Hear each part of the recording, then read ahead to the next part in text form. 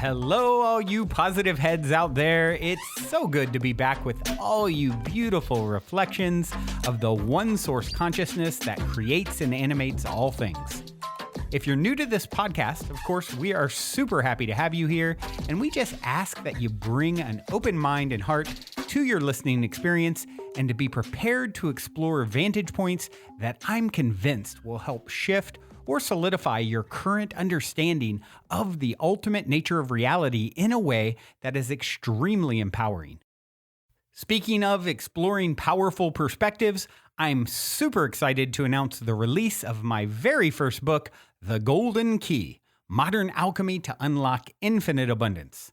If you're ready to alchemize the circumstances in your life so that your abundance expands to an entirely new level in 2021, head over to goldenkey.gift to download the audio or ebook as my gift to you by using the code POSITIVEHEAD.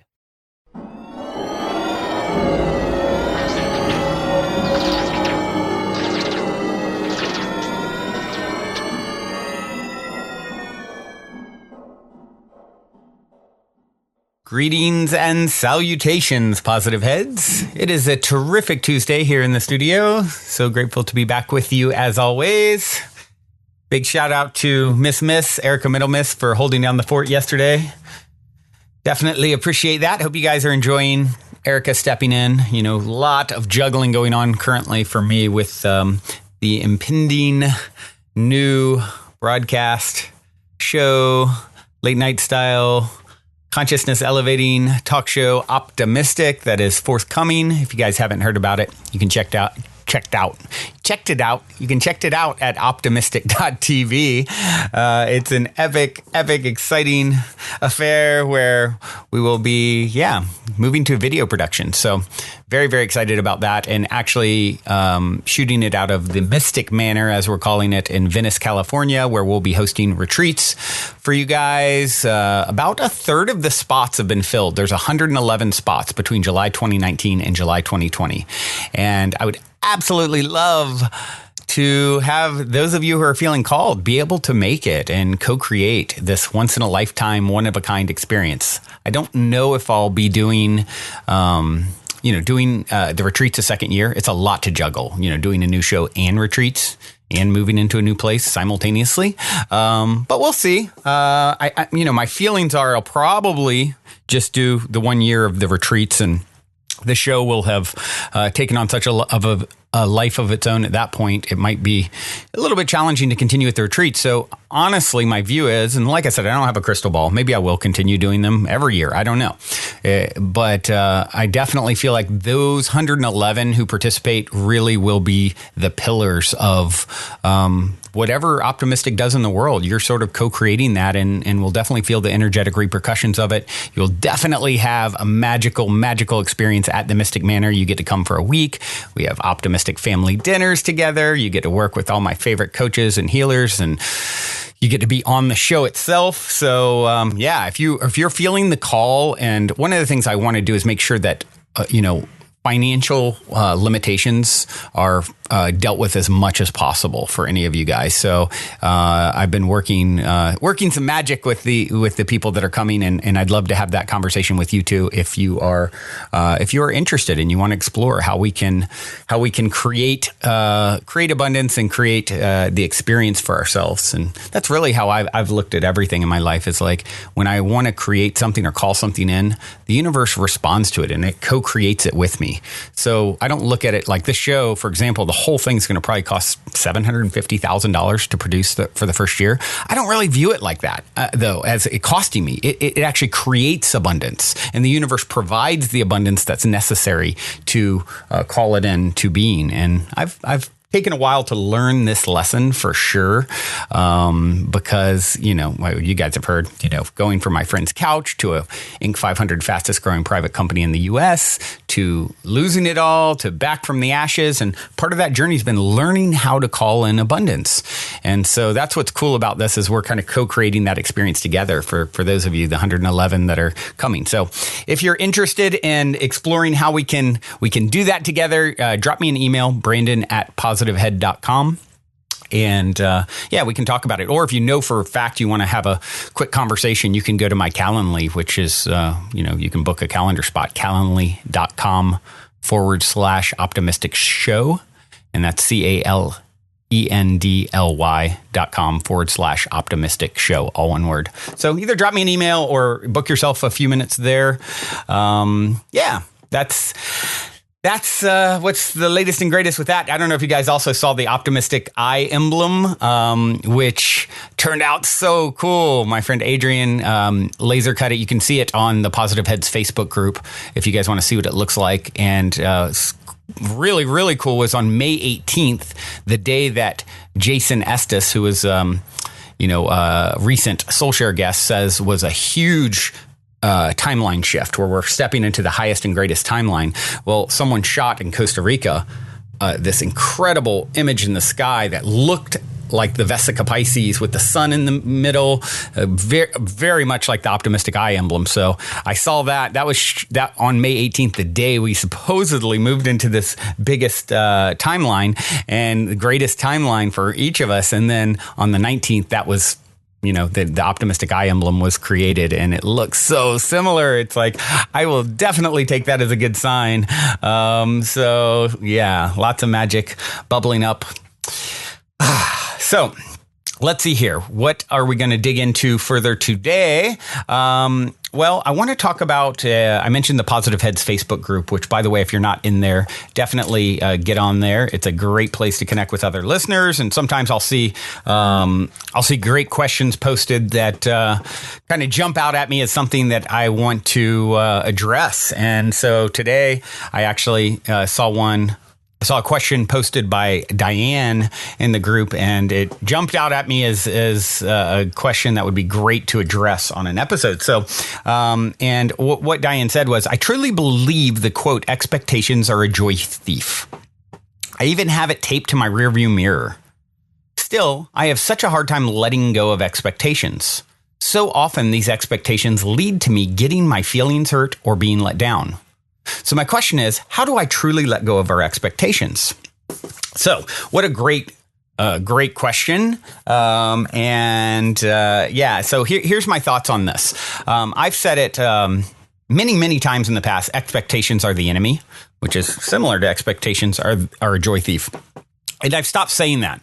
And because I've sort of, as we continue to evolve, grow, expand our perspectives, ever shifting, which, by the way, I think is so important to never be too attached. Like when we get to, you've heard the saying, minds are like parachutes, they only function when they're opened. When you're too locked into a perspective that you can't, ever explore or, consider something else, you're starting to get rigid. And one of the things that I'm pretty confident about on our ongoing journey is we're going to continue to expand and elevate our perspectives. And there's constantly shifting. And so it's so important to make room, not to get too dug in deep with our beliefs and thoughts and perspectives. I mean, I think a lot with religious dogma that happens. I think of my own father. It's like, a lot of his beliefs, from someone who would just look at him objectively, they'd be like, wow, that's really, really far out, a lot of people's perspectives would be. And he's dug in so deep on it. His ego is so tied to it. His whole life is committed to these perspectives. He can't ever shift them or be open to continuing to grow and expand and change. And that to me is like just the kiss of death as far as personal growth goes. And so, to each their own, and that's his path for this life. And that's okay too, right? I got to be careful not to have expectations that he should or be attached to expectations. That's the thing. I don't say expectation is the enemy anymore. I say attachment to expectations is the enemy. So that there's a big difference there. When you have an expectation, I have all kinds of expectations. I have expectations for Optimistic, the new show, to be a cultural phenomenon, reach, just all corners of the earth, to take our precious P-head tribe vibe and spread it outwards. Thanks to all of you that are co-creating it with me. And therefore, we all feel the energetic repercussions of helping to wake up all of our brothers and sisters and to shift their perspectives. And that's my expectation. That is my vision, my aim, right? And guess what? I am not attached to it at all. if it reaches one person, me, I get to have the experience of creating it, or those of us that co-create it all together, we all get the experience. And for whatever reason, no one wants to watch it. Yes, will I experience some pang of disappointment? Yes, but not in an unhealthy way. I'm not attached to my expectation. I'll trust that it's happening for me. Ultimately, no matter what comes, I'll always process the emotions that come with it. But it's the attachment to the expectations. You don't need anything to happen to be completely 100% fulfilled. You are a self-sufficient being. You are God-godding. You are, source, an emanation of source that's so profoundly perfect, perfectly imperfect, exactly as you are. You don't need any of your rockets of desire that you shoot off to actually manifest in any particular way. You're going to continue to have these desires and expectations, and some will be fulfilled and some won't, and it'll all be perfect, right? I love the quote I saw a while back, expectation is premeditated resentment. I think Sydney, who's helping to run the retreats, might have originated that one. I think I might, or at least I saw her post it. I'm not sure if she came up with it. And same thing, it's like, wow, such a brilliant perspective. Like expectation is premeditated resentment, right? Attachment to expectations, right? When you are putting someone in a box and needing them to be a certain way, I like the idea of expecting someone to show up in a way that I want to see, creating them in the image that I want to see and feel and experience, right? That's important, right? It's if I'm attached to that and it shows up a different way, and then I'm like judging and they should be this and they should be that and it should be, something other than it is. And nothing should be anything other than exactly what it is. Your only job is to take that feedback and to then decide what it means to you. What is it teaching you about yourself? How is it prompting you to grow? Even if it's like coming from a totally wild angle, right? You think about the pain maybe someone goes through working out or whatever, as an example. From one perspective, it's like you could easily think, man, how could, if no one ever taught you about biology, you could think, how could this pain be good, right? And that's the same way with our lives. Something that's a struggle or challenging to us, it can stimulate growth. So if you can understand that there's versions of that you don't have an explanation for yet, once you understand how biology works, and it's like, oh, okay, I can go through this sort of pain of working out and understand that in the end, it's good for me. Okay, great. I got that.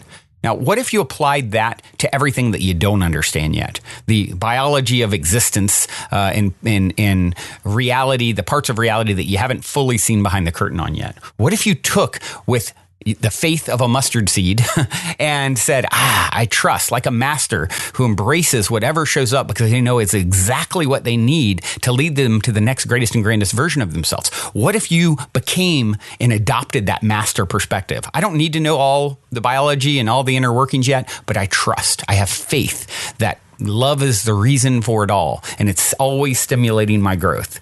And my job is to simply let go and be malleable. Any of my attachments or expectations, let them be as loose as they possibly can be so that I can constantly recalibrate and reassess as I shift into, and navigate through this ascension process that we're going through.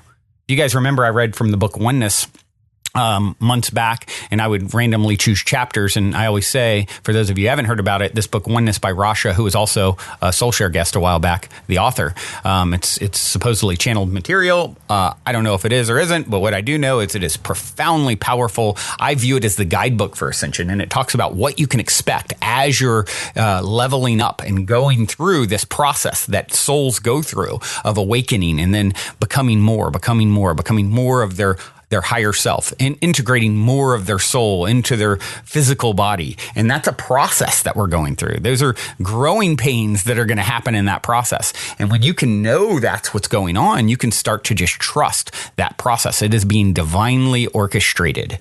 And your job is to experience it as gracefully as possible, with as much ease as possible. And that does not entail being attached to expectations of how someone should or shouldn't show up. Someone is showing up exactly like they should to stimulate your growth to the fullest. Once you know that, you can relax about it. Now, a big blockage for a lot of people regarding expectations is their children, right? Those of you out there know, I know, having a child, child expectations, one of the biggest out there. right? Oh, my child should show up this way or that way. This is what they're supposed to do. They should like, sports the way I did. They should like art and music the way I do. They should be doing this in school. We're all unique emanations of source. This is one of the biggest fumbles that people make, that parents make, is attachment to expectations about their child, I believe. And I found a really short clip here where Oprah on her Super Soul Sunday show was talking to Dr. Shafali, I believe it is, about this. And it's a very short clip, couple minutes. You can find it on the OWN YouTube page. Let's just take a listen to this. It's a great little clip. Culture tells me, go ahead. One person you can put your expectations on is your child. Yes. In fact, you're expected to have expectations, right? Yes. So now if my child is not going to fulfill my expectations, I am going to panic.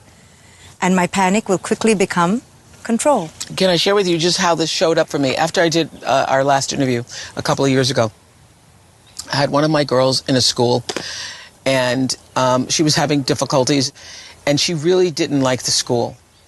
And I realized that I had talked her into going to that school. Mm-hmm. And I had to actually say to her, I made a mistake. I made the ultimate mistake. I wanted to be able, when I was your age, wanted to go to that school. And I couldn't go to that school. And so I put my hopes and my dreams on you. Yes. And that was wrong. Now let's deconstruct this. Yeah. And show parents what you just did. Yeah. You first had the awareness. Yes. I had the awareness that, oh my God, I am trying to get you to live my dream. This was not your dream. You went all the way back. Yeah. To that mother who only longed for the best for her child. Mm-hmm. But beneath the longing were the chains of an expectation. Yes. You thought, who wouldn't want to go to the school? Absolutely. This is the enmeshment that occurs. I actually said those words. Yeah. Who wouldn't want to go to the school? So you just slapped onto her a desire that was completely coming from your state of lack from your childhood. Absolutely. This is where all projection, all dysfunction, all conflict in relationships come from the parent putting onto the child something from way back, that is a slivered sense of their self, an incomplete part of them that we just automatically assume the child will want. But you, because you had a moment of awareness and your ego was reined in, you went, maybe it was me? Absolutely. Who just set her on the wrong path? Absolutely. Sent her on to the slaughterhouse of her spirit? Makes me want to cry because I did that. But you helped me to see that that's what I was doing.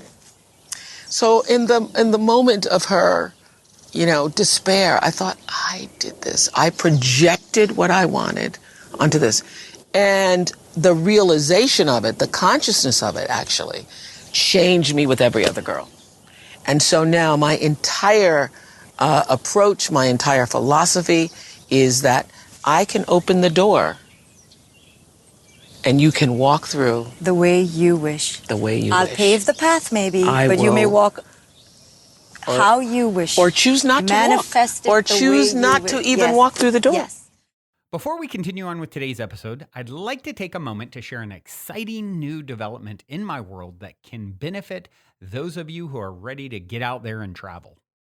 If you've been listening to this podcast for a while, at some point you have most likely heard me talk about my personal hero's journey tale regarding the Inc. fastest growing private travel company I co-founded that imploded back in 2015. Well, out of the ashes of that challenging lesson, my brother and I started a new travel company called Hello Vacay. And an exciting new chapter has just unfolded in my travel company saga as Hello Vacay recently secured a huge partnership with the world's largest online travel agency, Priceline. Essentially, due to our past success working with them all those years ago, they have agreed to give us access to their deeply discounted private wholesale booking rates. Our new site, HelloVacay.com, is sort of like the Costco for hotel and alternate accommodations because it allows anyone to get access to these wholesale rates, which are up to 50% off the normal booking rates you'll find on all the other major online travel sites. The only caveat is that Priceline won't let us display these rates publicly because they are so much lower than even what you would see at Priceline.com. So to offer them, they insisted that we have a paid membership for people to get access to these much lower rates.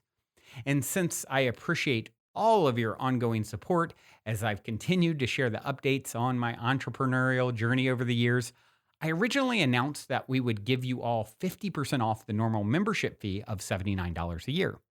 However, after talking to my brother more about it, I convinced him to give all of you 100% free access for the first year when you go to hellovacay.com and use the code PHFreeYear at checkout for the yearly plan.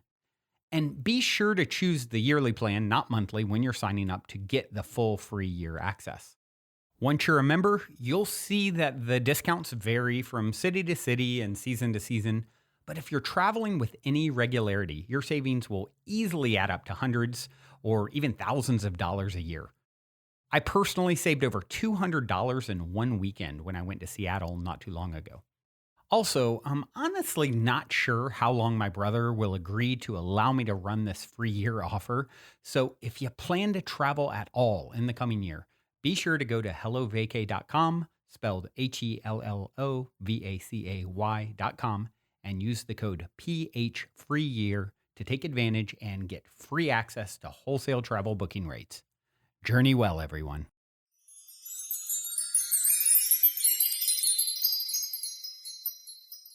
Yeah, so that was How Dr. Shefali Taught Oprah to Let Go of Expectations was the title of it. Forgot to say it at the top. But first you become aware, right?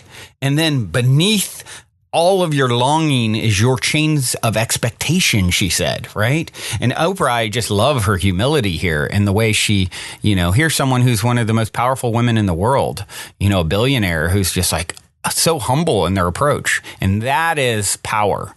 That's true power, vulnerability to share. Hey, I made a mistake. Hey, I was projecting my own story onto them.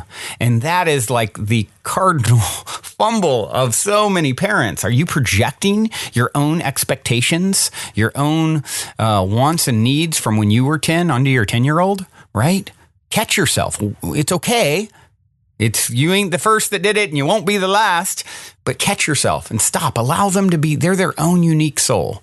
Allow them to be them. You're here is to steward them, not to dictate, not to be a dictator and tell them what exactly to do, what to think, how to help them, give them perspective so that they can come to their own conclusions and choose their own path and be the steward and guide that your soul agreed to, not the dictator that your mom or dad was or your grandparents or whatever. We're here to break those cycles. These souls are just as powerful, and in some cases, I would say, probably in a lot of cases, more evolved than the parent souls. A lot of times I believe that's what's happening. The souls coming in are even more advanced as we sort of evolve and ascend as a species. Not always. There's all kinds of, there's no definitive across the board, obviously. But I think in a lot of cases, if you can look at a 2-year-old and say, okay, there's a soul in there that is super advanced, maybe they're further down the path of, the game that we all signed up to play, and they've passed a few levels that I haven't yet. Maybe they have something to teach me, right? That's humility. That's power when you can bring that perspective to dealing with children who just incarnated in the physical dimension more recently than you did. You're not per se older than they are. We're all eternal beings, right? All right, everyone. Well, this has been quite the journey. I hope it was everything that you expected. And if it wasn't, I hope you let go of those expectations, your attachment to those expectations, and recalibrate. One other thing I wanted to say, too, that I haven't mentioned very often is for those who can't make it to the Mystic Manor, there's a Patreon page. And Patreon is, a great place and way to support this show and the production of Optimistic beyond coming to the Mystic Manor. For those of you who are just not in alignment. And if you go to Patreon, patreon.com/optimistic show, you can see various ways you can support. One is, as of the end of May, anyone who joins the P-Head producer tier will actually be, and they continue with that throughout the taping the next year, you're going to be invited to a intimate weekend gathering. Right now there's 5 people, so it's going to be very intimate, but that gets turned off at the end of May. So I would definitely recommend checking that out. There's also going to be a live webinar with me and the others in the group. Once again, just 5 to 7 of us maybe that as of now that are signed up for that. So it's very small, very intimate, and where I'm taking questions, interacting with you guys directly. And I just love this new chapter of my life where I'm getting to connect with more and more of you. So if you're feeling called to co-create Optimistic and really just take this journey in the most profound way you can, the most powerful way you can, maybe Patreon is a way. So check that out as well. With that being said, I do have a track to leave you with. This is Kamananda, and the song is called Waters Within. Hope you enjoy. Till next time, journey well. Love you all so much. Also, before we cue up today's song, as a quick reminder, don't forget to download the Golden Key audio or ebook as my free gift to you at goldenkey.gift using the Golden Key code POSITIVEHEAD. And please, if you enjoy my gift, leave a positive review on Amazon so others can unlock their lives with the help of the Golden Key as well.